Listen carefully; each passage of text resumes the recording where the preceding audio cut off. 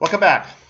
Now in our second video of this three-video series, we're going to talk about the performance of drama actually on stage, and we're going to tie that in with our diagram up here.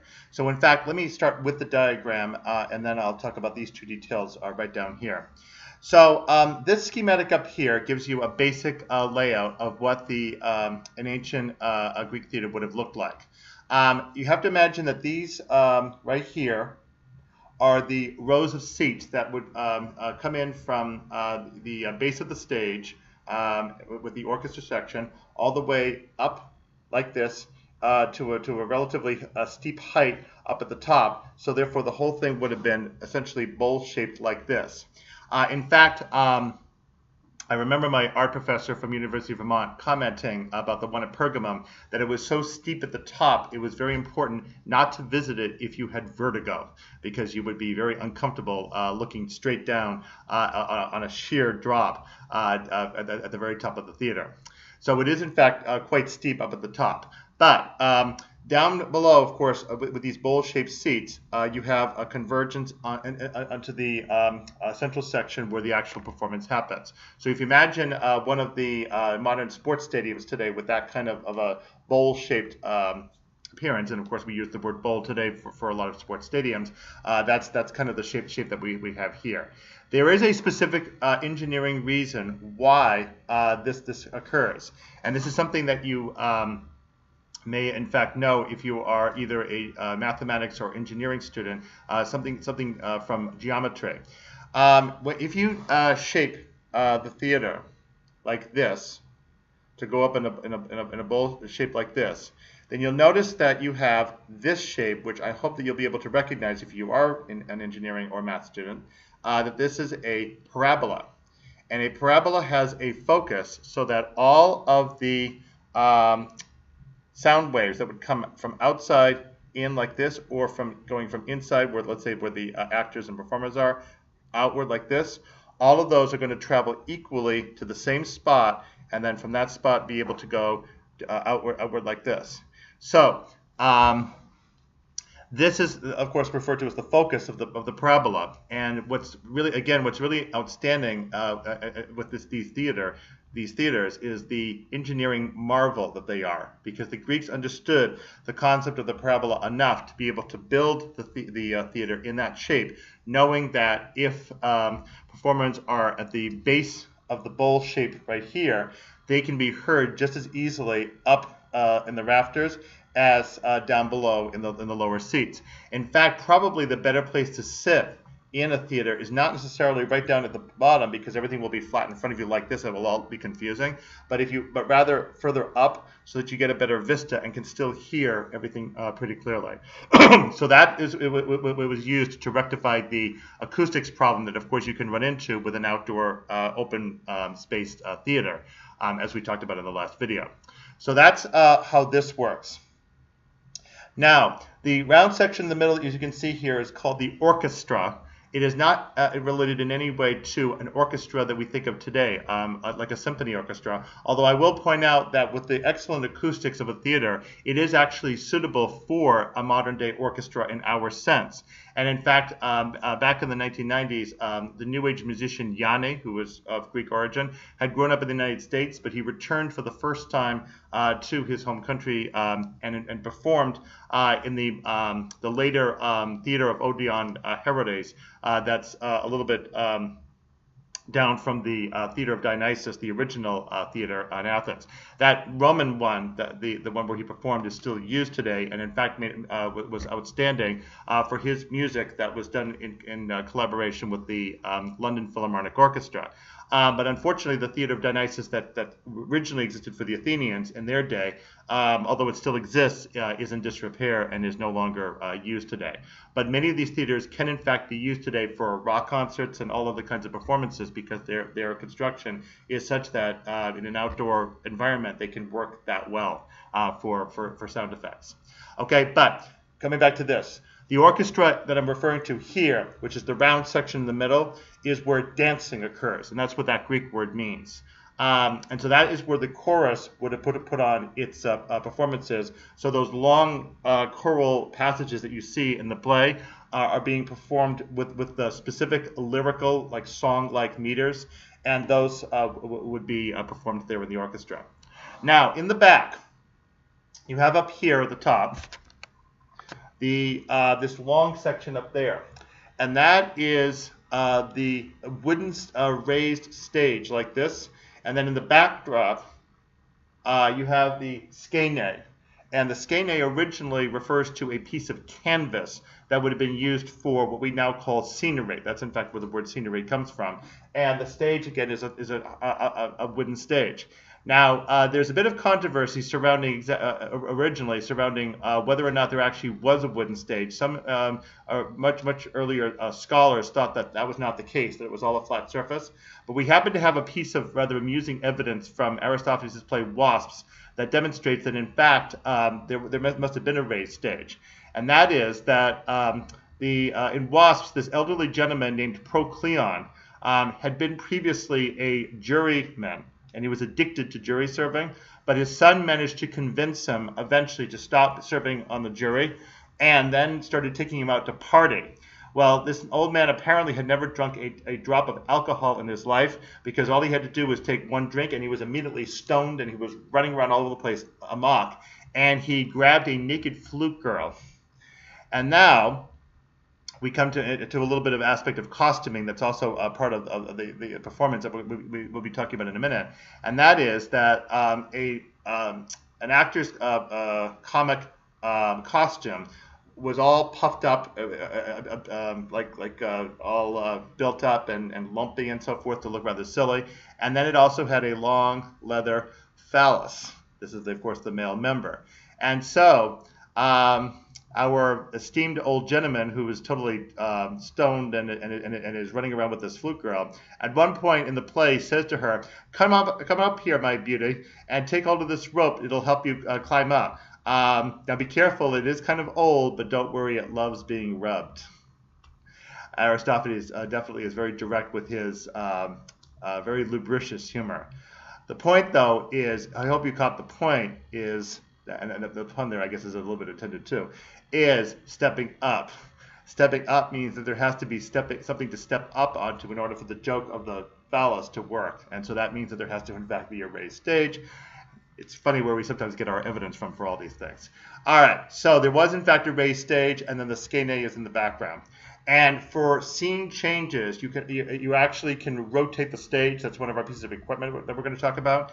And the actors can go on either side of the stage in different directions in order to do costume changes. Okay, now, one of the big restrictions about these comic plays is, and also tragedies too, is that there were only 2 or 3 spoken acting roles on stage at any one time. This restriction was probably in place for a very simple reason: money. It costs less, obviously, to not have to pay several different speaking roles. So you can have all the silent roles you want to on stage, but only 2 or 3 actors later are allowed to do all of the speaking roles, which means that they have to change costume.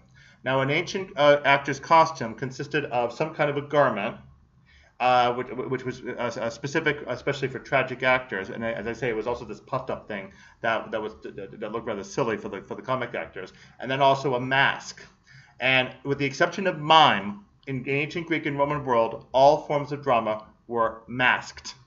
And so an actor simply had to get off stage, change costume, get a new mask on, get a new clothes on, and then come back on stage, and he could be the new actor. And that's how you would allow only a couple of actors to do all the speaking roles.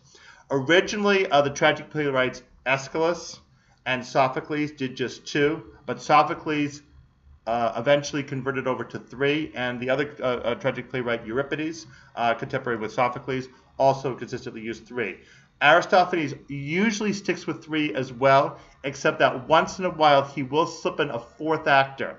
There's a scene in Birds where a 4th actor shows up, and there's also a scene in Frogs where a 4th actor shows up. The one in Birds is especially notable because it involves 3 gods, and then also the protagonist of the play. The third god is a foreigner, and he basically goes blah, blah, blah, blah, blah, blah, blah, like this in order comically to represent someone who can't speak Greek, and that's where that fourth actor is going to show up. So the fourth actor only usually does very small bit roles, especially if you need, for instance, some kind of a foreigner to be on there.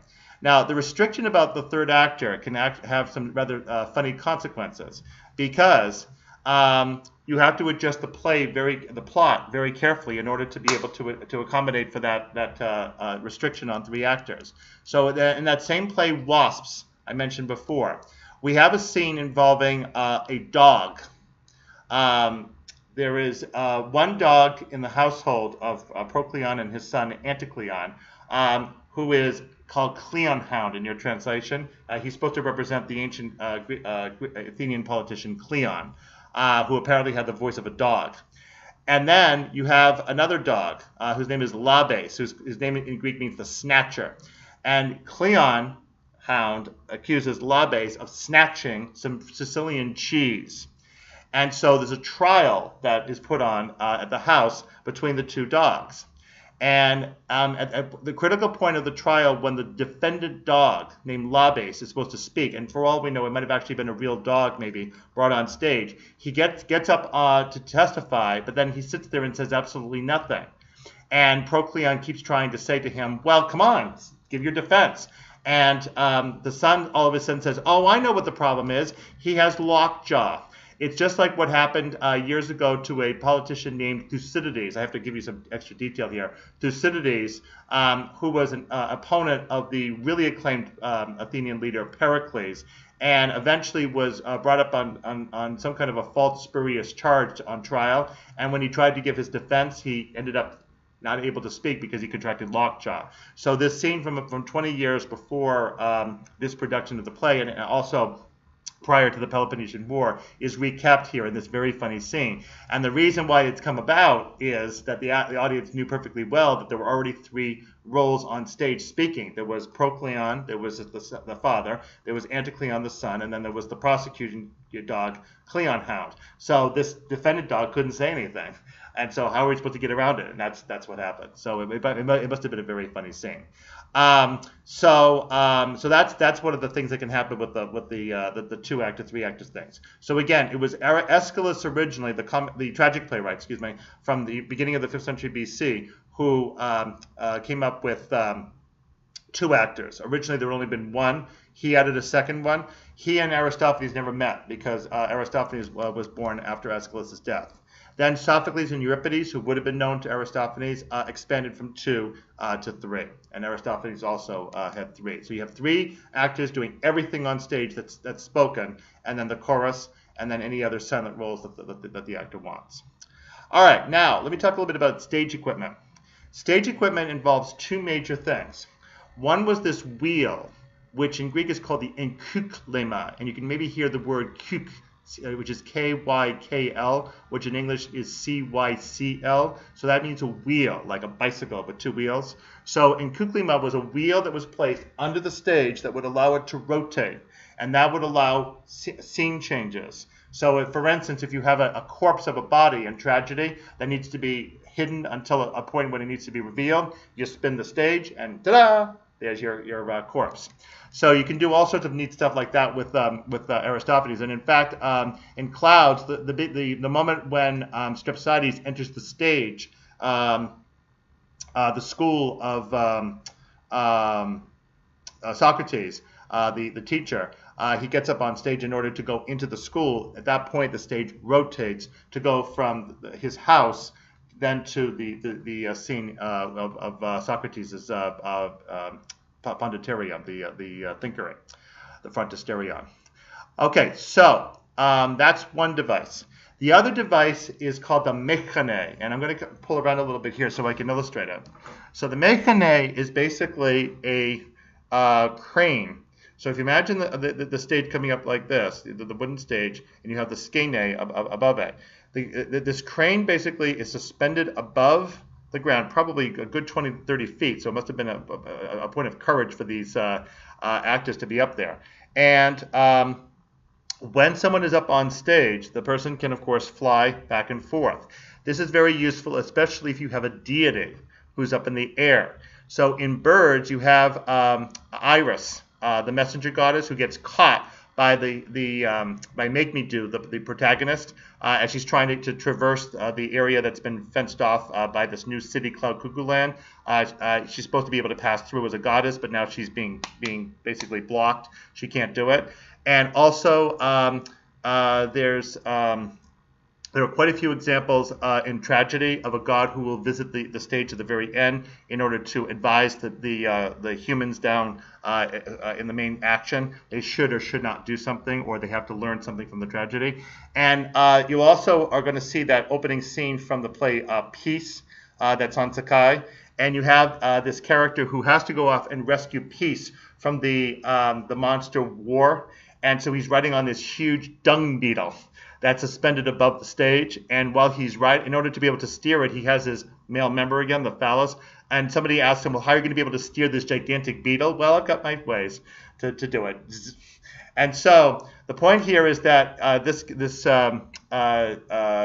character that's up in the air, whether it's the beetle or the deity or so forth, is going to be suspended above stage on this mechane. And mechane, by the way, gives us our English word machine. And that's why we speak of the deus ex machina as a dramatic device, the god who speaks literally from the machine, meaning who comes in from the air in order to resolve things. So that's the other major device that you have there.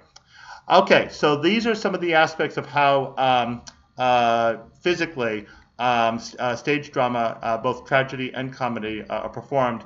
The major difference between comedy and tragedy for the purpose of the course is that comedy can be performed also at the Lanaya Festival in Athens specifically, as well as these two, and also that the comic festival was completed all in one day, and that each playwright only had to submit one playwright, unlike the very ponderous 4 that had to be submitted by a tragic playwright. All right, so in our third video, we'll come back and we'll talk about the origins of stage drama in our final piece. So come on right back.